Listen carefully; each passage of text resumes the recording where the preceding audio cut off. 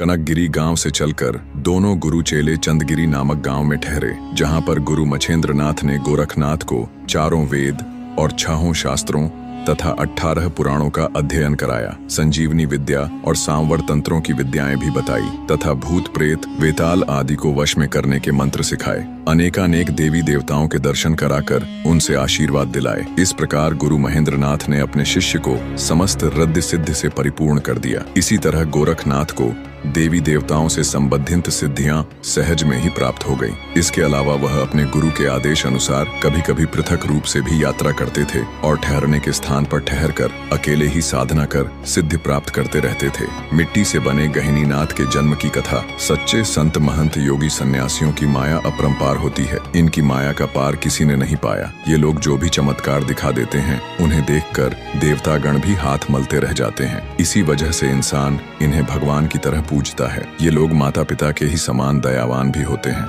इनके चमत्कारों को देखकर ही जनता की अपार भीड़ इनके पीछे लग जाती है, जिससे इनकी तपस्याओं में बाधा पड़ती है। इसलिए ये लोग अपने पास भीड़ पसंद नहीं करते हैं। गोरखनाथ भी इन प्रदर्शनों से दूर रहते थे। एक दिन की बात है कि इनके गुरुदेव मच्छेंद्रनाथ हाथ में भिक्षा पात्र लेकर नगरी में भिक्षा मांगने गए और अपने शिष्य गोरखनाथ को संजीवनी विद्या पाठ करने का आदेश देकर गए। वह अपने गुरु के आदेशानुसार संजीवनी विद्या के पाठ में लगे। जब गोरखनाथ साधना में लगे होते थे, तब उनके गुरु महेंद्रनाथ ही भिक्षा के लिए जाया करते थे। 84 श्री गोगा महापुराण।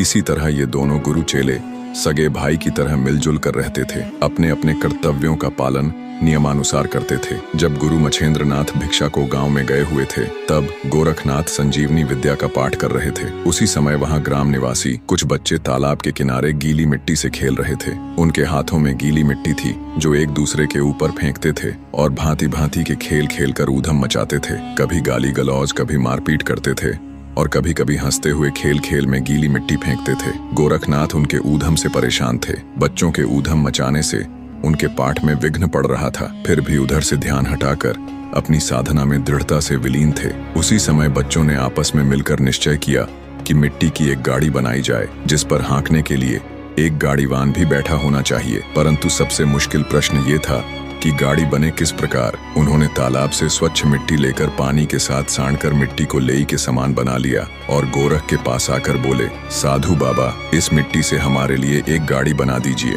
गोरखनाथ ने ये कहकर, मैं गाड़ी बनाना नहीं जानता, बालकों को टाल दिया। परंतु धुन के पक्के बालकों ने कई बार बनाकर बिगाड़ने के बाद गाड़ी को बना ही लिया। परंतु गाड़ी पर गाड़ीवान के बैठे होने की कमी सभी बालकों को खटकी।